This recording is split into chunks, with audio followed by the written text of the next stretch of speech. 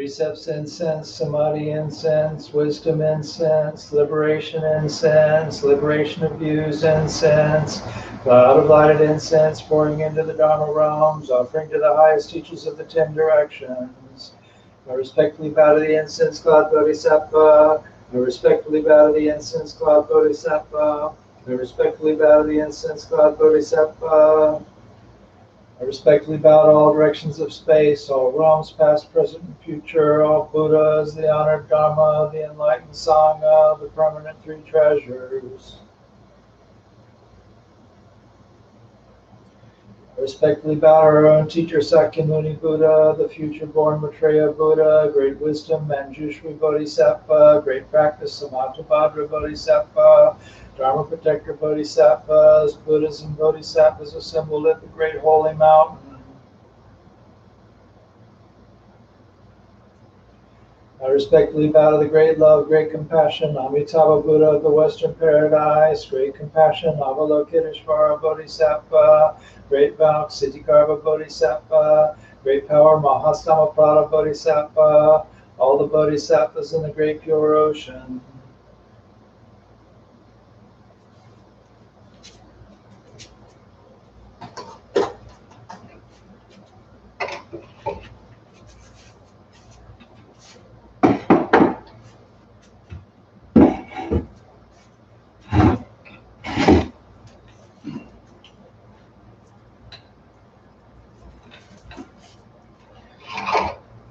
Okay, well, good morning. Thank you for being here.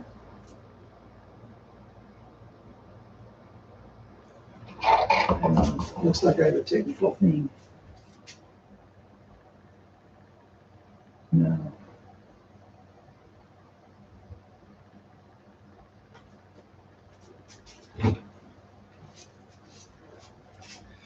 My dream. You want to know what my dream is? My dream is that one of these days we're going to have a temple that's wired for all the tech that we need for live streaming. And so and I could do a little bit more with it in my office, but it's been kind of hard to get some of the software or the hardware. But even so, it's my office. It's not really perfect for this. So my dream is that one of these days we'll have a temple that's wired for live streaming, and I don't have to get up and go, what's going on? Anyway, so I'm going to talk a little bit today about the intersection of science and Buddhism. And the reason that I want to talk about this today is somebody asked me a question about this a few weeks ago. I think it was Star, who's attended a lot of these online meetings, and she's I think I know her from White Sands originally. But anyway, she asked a question about that, and I started thinking about it afterward, and it's an interesting conversation. There's a lot of stuff going on that relates to science and kind of confirming things the Buddha said. So this is not going to be one of those from the heart talks. It's not going to be a real sort of Zen, seeing things directly kind of talks. It's going to be a little bit more, talking about Buddhism than actually trying to create the experience of Buddhism, but it's still interesting stuff. And I think I find it kind of useful when I see that science has kind of discovered something Buddha talked about 2,500 years ago or more. And I think it's helpful to people sometimes to know that this exists. So I came to Buddhism when I was a teenager. Most of you know that, and mostly out of an interest in meditation. But aside from meditation, as I read about Buddhism and got more interested in it, one of the salient things that I noticed about Buddhism was its approach to morality. And in my previous experience with religion, there kind of the model that I was most familiar with. There was a deity, and the deity said, you must not do certain things. And if I did them, I was sure to experience some sort of torment in eternity. as a result. But Buddhism, on the other hand, was very different in some kind of refreshing way that I really liked. It seemed to give you the opportunity to set your mind on refraining from harmful things and doing helpful things. And as a result, you got spiritual freedom, more happiness, being reborn into heaven, perhaps, or experiencing even something beyond that. And so these two religions presented essentially the same kind of idea, similar sets of moral guidelines, but in different ways and sort of different purposes. And I found it fascinating to see that the religion that I grew up with left me feeling kind of alienated by its moralism, whereas the Buddhist ethics, which taught essentially the same thing, not to kill and not to lie and not to steal and stuff like that. So similar ethics, but Buddhism was inspiring to me. And so it turns out that there are some scientific reasons even just for that. So when you think about the intersection of science and religion, most people probably think of things, some of the clashes between science and religion. The Scopes trial, which when a teacher was actually put on trial for teaching, for lack of a better term, Darwinism. Galileo's run-in with the Roman Inquisition over whether or not the Earth was the center of the universe, and things like that. But over the past several years, there's been a lot of research into things like meditation and stress management and Buddhist practices being applied in clinical settings, as well as in organizational behavior, and kind of looking at what the Buddha taught in light of evolutionary psychology and positive psychology and things like that. So I'm going to mention a couple of researchers today. There are others, many others, and there's been some, the Dalai Lama was instrumental back a long time ago in getting people to research what happens to the brain when you meditate and stuff like that. But there's a couple of guys that have done some things that I think are kind of interesting and unique. One is Richard Boyatzis, who's a professor of organizational behavior, psychology, and cognitive science at Case Western Reserve University. And Robert Wright, who's a psychologist and lecturer in Princeton University's religion department. And both of them have...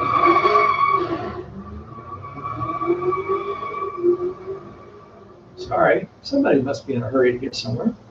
I assume you could hear that, somebody burning one out in front of on the street in front of the house. Anyway, both of them have, in the process of what they do ordinarily, have studied Buddhism and science with interesting results. They're both Buddhist, or at least interested in Buddhism. And I know Wright is, I think he identifies as Theravada Buddhist. I'm not sure about Boyatzis, but anyway, it turns out that a lot of modern science is surprisingly congruent with some ideas that the Buddha presented over 2,500 years ago. And technology like functional magnetic resonance imaging makes it possible for neurologists and psychologists to look at new ways of understanding the mental phenomena that make up the human condition. So not just looking at the effect that meditation has on the brain, which we've seen things about that for quite a while, but kind of how the brain works in different settings, and so how how Buddhist practice might be more conducive to what we would consider happiness. So, for example, we can explain that my reaction to Buddhist morality versus my reaction to Baptist morality, that created actually different reactions in my nervous system. So the fear of hell, triggers the sympathetic nervous system. That's the fight or flight response system. And Boyatzis, the professor of organizational behavior that I mentioned, calls this a negative emotional attractor. In other words, it triggers an aversion. The possibility of awakening, however, triggers the parasympathetic nervous system. And I'm not a neurologist. You'll find people who are better at explaining this than me. But it basically makes you feel good. And so it's a positive emotional attractor, meaning that I'm drawn towards something because of it and more likely to be motivated toward action. So both are helpful. The negative emotional attractor helps the human organism to survive. The positive emotional attractor, you might say, helps the organism to thrive. And so Boyatz's studies in the field of organizational behavior determined that the positive emotional attractor is more effective than the negative one when it comes to helping people change behavior. So think about it in terms of something like quitting smoking or giving up some other addiction. And everybody knows smoking's bad for you, right? But if you can find where giving up smoking will benefit you, right, or non-smoking, living a more healthier life or whatever will benefit you in positive ways, that's probably more effective than going through the list of cons, which is also helpful. You know, I'm not negating the effect of the negative emotional attractor, but if you got both, it's going to be better for you. So, you know, the Buddha didn't have access to any of this equipment, obviously, but he did have access to his own mind. And so the 6 years that he spent practicing was really a way of examining in great detail during meditation and also observing the way his mind reacted to different circumstances. And so he discovered things that neuroscience and psychology have since rediscovered. The importance of mindfulness, of paying attention to your mind, to emotional well-being. So I use this term mindfulness. Think about it in terms of learning to use your attention skillfully. So not just paying attention, but paying attention to how you're using your attention. So neuroscientists have identified what they call the default mode network, which is a network of brain regions. You know, the brain's got different parts, and so they work together, and so they kind of network different regions of the brain, network together to accomplish certain things. So there's a network that's active when we're not doing anything in particular. And then when we do something specific, like a goal-oriented activity, there's a different network that's activated. So when we're not doing anything specific, we're just kind of chugging along, our thoughts tend to be fairly self-absorbed and fairly reactive. So I mentioned Robert Wright, he's the evolutionary psychologist. He pointed out that when the mind wanders, it's likely to wander toward threats, looking for trouble, basically, which is a great thing when we had to worry about what might jump out from behind a tree while we were going through the jungle and try to eat us. But it's less helpful in the modern world. In contemporary society, that just creates a bunch of stress. And so when we begin to pay attention deliberately, we activate this different network. So we're turning thinking into something that's a more deliberate action. So when we're self-absorbed or focused on the negative, the action of shifting to deliberate awareness will shift our outlook into a more positive emotional state in a more socially congenial direction. So I know I've mentioned this periodically, and I'm sure I've mentioned it lately online, this time when Soen Roshi was talking to a student came up to him during a retreat and said, "Master, I'm so discouraged. What should I do?" And Soen Roshi said, "Encourage others."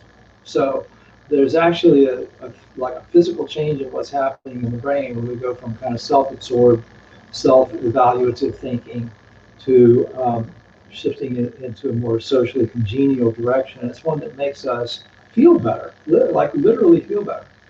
So Wright also brought modern psychology to bear on key teaching that often leads newcomers to Buddhism scratching their heads and that people who've been practicing for a while have some difficulty with. In the discourse on not self, on the not self characteristic, the Buddha makes the statement that there's no self that is constant and enduring, and no self that is truly mine. So in a conventional sense, of course, we have a self, a feeling of continuity, and ability to recognize the person we see in the mirror from one day to the next.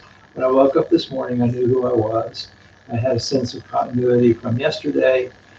I have a sense of continuity connected to tomorrow, and so on. So relative to my sensory experience, I have a self. But in a more absolute sense, what I really have is an ongoing set of processes that include physical form and pleasant, unpleasant, and neutral sensations, and perceptions, and cognitions, and consciousness. And all of those things are changing constantly. And as Wright and the Buddha both pointed out, none of them are really under my control. So they're not mine in that sense.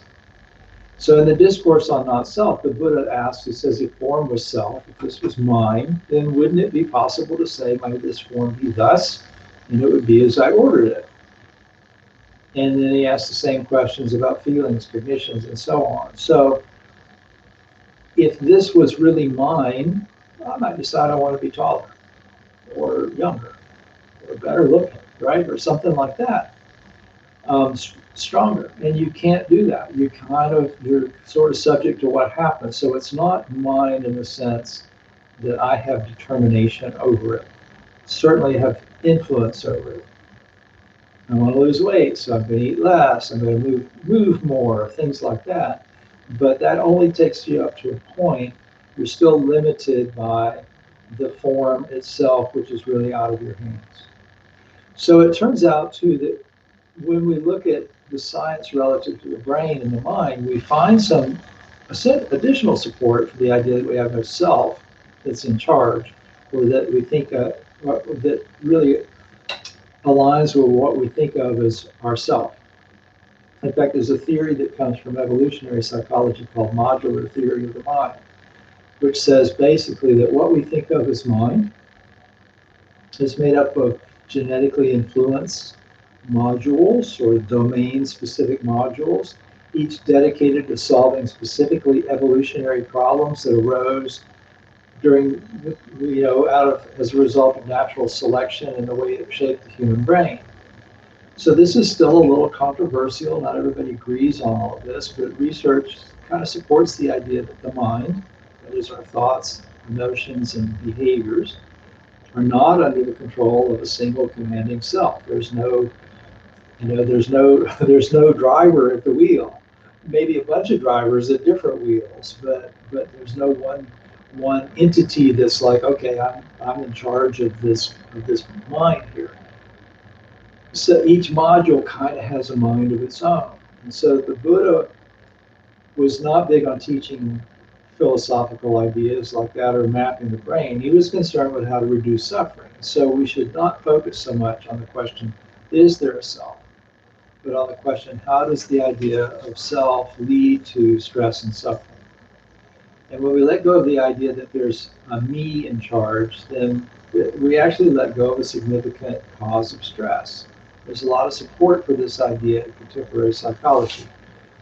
Albert Ellis, who was one of my favorite mentors, was a pioneer in modern psychology. He developed rational motive behavior therapy, which is linked to cognitive therapy, and a lot of stuff grew out of his work.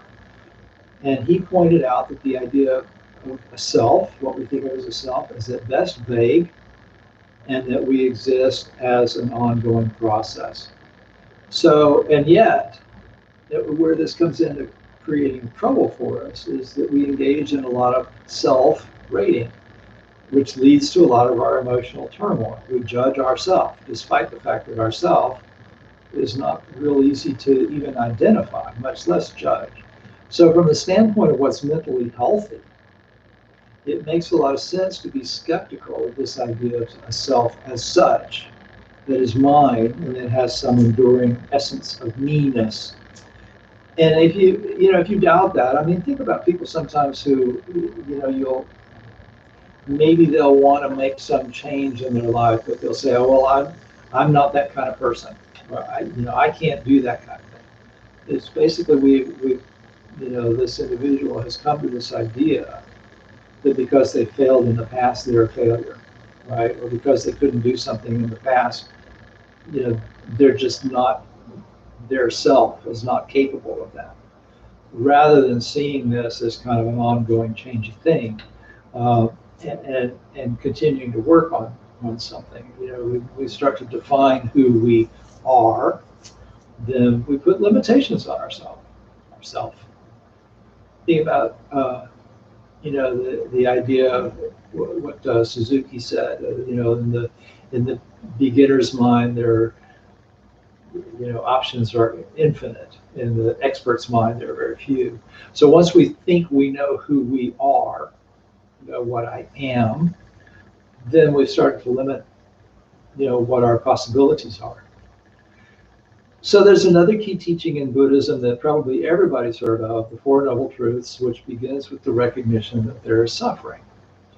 And one Sunday after I gave a talk at White Sands, someone there, I can't remember who it was, asked me if the Buddha was enlightened more than 2,500 years ago, why is there still hunger?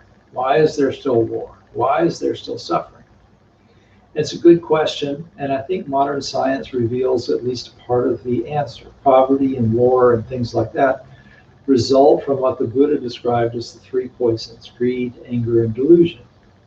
And so the first big truth of Buddhism is that all conditioned things, which pretty much includes all of conventional reality, almost everything you look at or see or feel or hear comes from other stuff, is made up of other things. Anything that's made up of other things, anything that's conditioned on other stuff, is ultimately stressful. And the cause of stress is basically those three poisons, which are all variations on the theme of desire.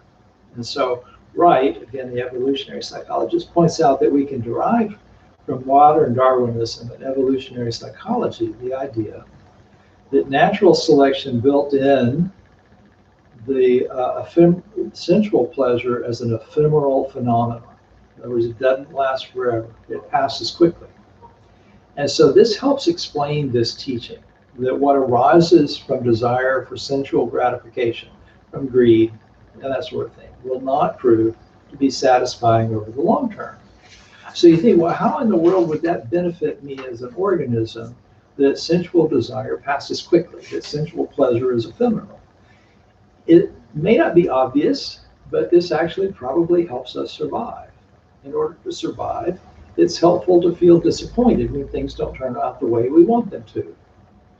So imagine, you're out there on the plains, you're an evolving primate, and you see what appears to be a fruit tree. And so you go to this tree expecting to find food, and there's no fruit on it. Well, if you didn't feel disappointment, if you were perfectly okay that there's no fruit on that tree, then you're not going to go looking for another one, right? You'll just stand there staring at this fruitless tree and starve to death, I guess. But because you feel disappointed, I didn't get what I want, you go, okay, well, let me try to get what I want somewhere else. You keep looking. We also become acclimated to things that are pleasurable. And that also probably helps us to survive. Otherwise, if something felt good, we'd keep doing it to the exclusion of everything else, right? So you've probably heard of there's an experiment done with rats and cocaine, I think. It's just occurred to me. I didn't think about it while I was drafting this, but they found that that it stimulated their pleasure center so much that they would just keep pushing this lever that actually, I think it was a direct stimulation to the pleasure center in the rat's brain, that they would just keep stimulating that to the exclusion of everything else, and basically they would die of exhaustion and starvation, lack of sleep, and all that kind of stuff. So if something felt that good and we didn't become acclimated to it and it didn't start to fade in its pleasurableness, then we keep doing it to the expense of everything else. So you might just eat till you explode, or starve to death, or doing something else, or whatever. On the other hand, we're often attracted to things that aren't really good for us in the long run.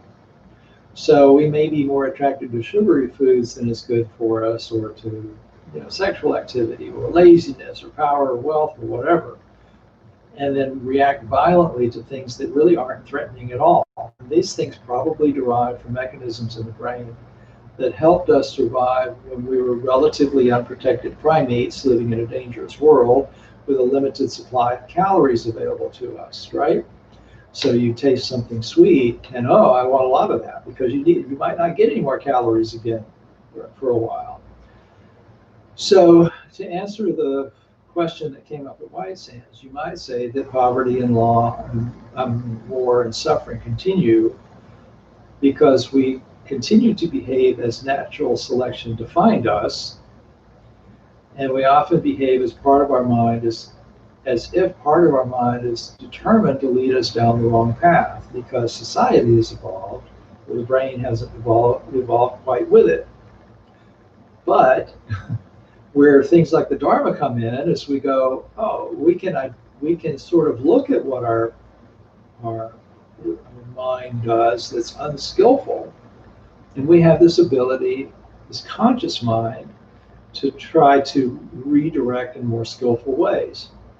So Wright wrote a book called The Moral Animal. That's one of his books, and he points out in it that how the tendency of non-conscious mental activity might lead to things like the personification of temptation. And we might see that in the form of devils or demons or something. Because think about it, if I know what's good for me, and I've decided I'm going to do what's good for me and good for others and morally right and healthy and all of that, and yet there's a part of me that says, oh, but wait, what about this thing over here that's really bad for you? Boy, it's really good to experience, right?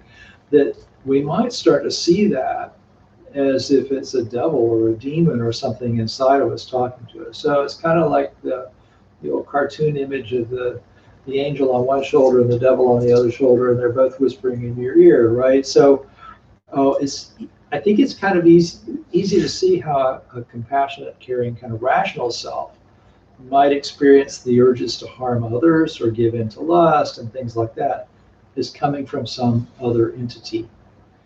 So, a man might recognize countless reasons that it would be a really bad idea to run off with his best friend's wife, for example. And yet, despite all of that, the desire might still arise and become really insistent. And it would be fairly easy to attribute that, I think, to some demonic force. And so in Buddhism, you see this reflected in Gautama's encounter with Mara during his final days before enlightenment. And convinced he's near the end of his quest and determined to reach his goal, the Bodhisattva has to do battle with Mara, who sends his daughters to appeal to his cravings and armies to appeal to exploit his aversions and things like that. And so I think these things symbolically represent these urges that, they don't come from out there. It's not some, evil being trying to harm us. They come from in here. There's that side of us that is still controlled by greed, anger, and delusion. So a lot of the scientific inquiry that's been directed at Buddhist practice is focused on meditation and its effects on the brain. But when the Buddha taught his path of practice to people who are not already ascetics, he started out with a couple of fairly simple practices: generosity and moral restraint.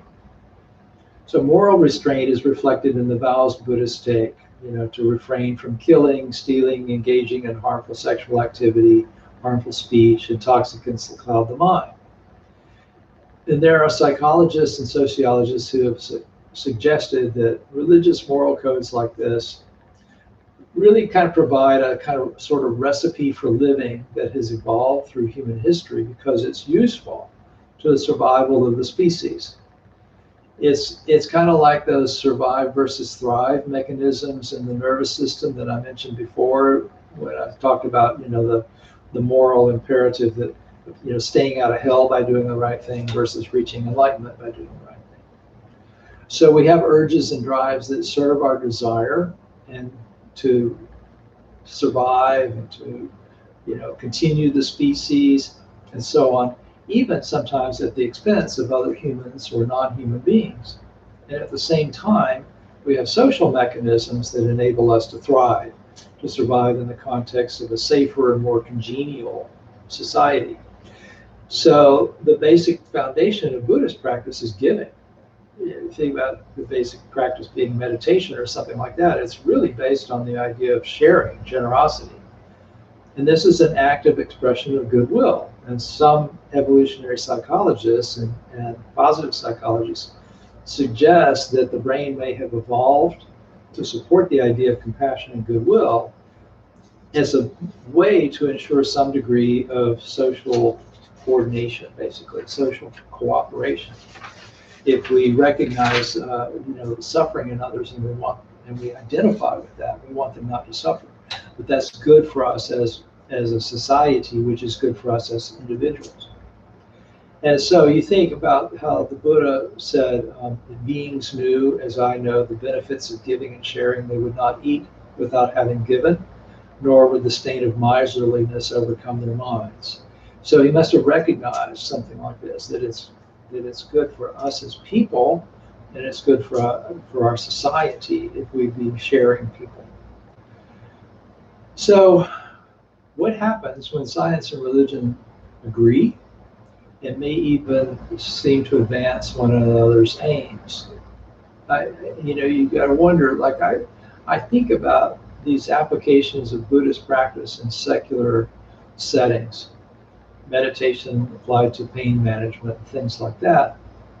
I mean, I think the more you can encourage people to engage in contemplative practice and certainly behave morally and, emphasize goodwill and compassion over greed and anger and things like that, that would be good.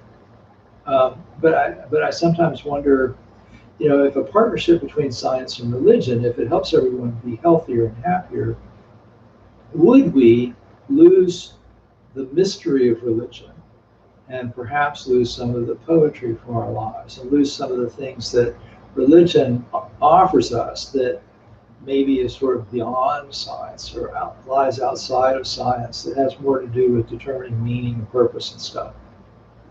And I'm not sure. One day when Venerable Kai Tien was still living at White Sands, he was there, and there was another Vietnamese Zen master there. I think it must have been a retreat time or something, and he'd come in as a guest. I don't remember. But we were talking about the future of Buddhism in the West, because, there's in the second generation and third generation young Vietnamese people, fewer of them are willing to ordain, and so, and even more skeptical of Buddhist practice as it's been done traditionally and that sort of thing. But the other monk that was talking about this, and he said that he thought Buddhism would survive and even thrive. And he said, but it probably won't be a religion. He thought it'd be more like a lifestyle, an activity people do, sort of a secularized version of itself. I've seen this trend towards secularization. I wonder myself sometimes about the ethics of things like teaching meditation as a secular practice in college, or engaging it in psychology programs and things like that. So I think that we'll continue to have a lot of questions that will arise as religion moves forward through this millennium, and a lot of potential good, maybe some things that are kind of mixed, possibilities as religion and science work together. So, I'm a Buddhist. I've looked at this mostly from the perspective of a Buddhist. I think you could look at a lot of these same things as applied to other religions as well. Christianity is not all about, staying out of hell. It's also about going to heaven, right? So, and that's true of religion in general. There's a lot of positive attractors, and I think if you look at it that way, you'd find a lot of intersections between what goes on in society and the brain and so on when you become religious. So I think it's possible that at some point, generations hence, as society evolves and science gets better at looking into the human mind, we may eventually mean something kind of different when we use the word religion, and perhaps faith will evolve that helps us in better and better ways to transcend the mind's urge to survive in favor of those mechanisms that help sort of humanity thrive. But I think we'll always have religion. Just as the human mind responds to art, which speaks to us in ways that transcend the rational intellect, that speak more directly to the heart, I think the heart responds to faith. which gives us a kind of a deeper awareness of community, of compassion, of love and joy, and really a sense of, what gives meaning and purpose to this process of life that we identify as ourselves. So hopefully that was useful to you and helpful and interesting. I see that there are some questions, so I'm going to look at those and answer them. And please remember, there's a little bit of a lag between when I say something and when you hear it, and between when you type something and when I see it. So try to get your questions in early.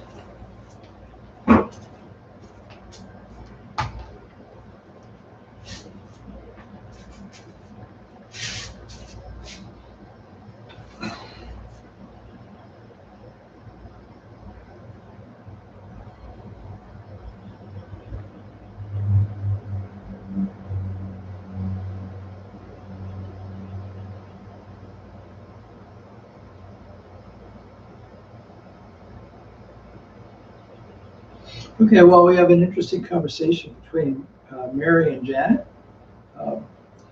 Behavioral theory and the idea of temporary rewards of greed and things like that, which are intermittently reinforced, and that's the most powerful schedule of reinforcement. So yeah, it's actually better. I wish I'd thought about this while I was outlining this talk, because it's kind of relevant. But the rat thing that I mentioned, if it only reinforced every so many times the rat pressed the lever, the rat would keep pressing the lever more, or something like that. I don't remember exactly what the deal was, but you're right. If we don't get the reinforcement all the time, then you're more likely to keep at it or do it more often. And yes, repeating behavior that's pleasurable over the short term but ultimately harmful.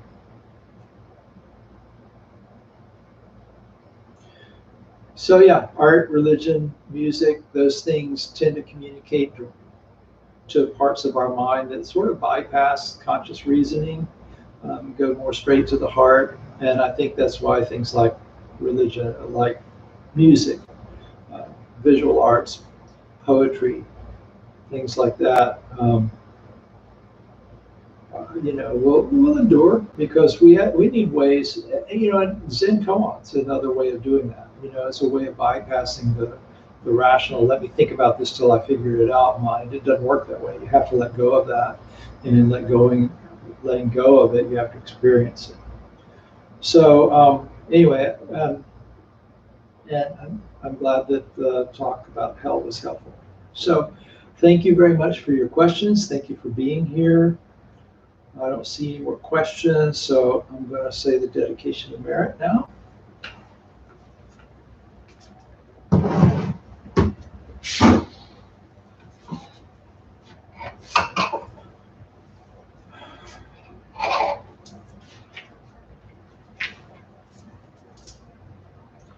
Buddha nature pervades the whole universe, existing right here now, and offering flowers, candles, and incense, hearing the Dharma and training the mind, great merit is attained. We dedicate this merit to the great Master Shakyamuni Buddha, the all-pervading and everlasting three treasures, the 16 guardians and all protectors of the Dharma and their relations throughout space and time, to all ancestors of the Sangha and all beings in the Dharma world. May penetrating light dispel the darkness of ignorance. Let all karma be resolved and the mind flower bloom in eternal spring. May the Dharma body maintain strength and health, and years of life be lengthened for all teachers of this Sangha. May their vows be fully realized, and may they live in perfect peace with Buddha Dharma. We pray for all those suffering from violence and those who grieve for them, for those living in oppression, for all who are imprisoned who should be freed, for all refugees from violence, hunger, and catastrophe, man-made or natural. We pray for the health and well-being of those suffering from diseases of body, mind, or spirit, all those working for the healing of those afflictions. We pray for those suffering from COVID-19, those working to protect and treat them, those grieving for those lost to this pandemic, and for all those who are grieving for those lost to violence and those working to create social change and justice. At this time, we have members of our congregations, friends, and loved ones suffering from diseases, and those who are grieving for losses. We pray for them and send loving thoughts their way. May they all be serene through all their troubles, and may we realize the enlightened way together. Sabbe sata sadahantu avira sukajivino katang punya phalang maihang sabbe bhagi bhavantu te. May all beings always live happily, free from animosity. May all share in the blessings that spring from the good we have done.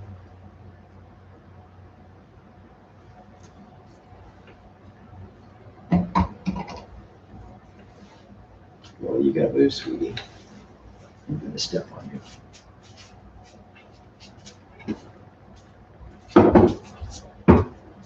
3 miles.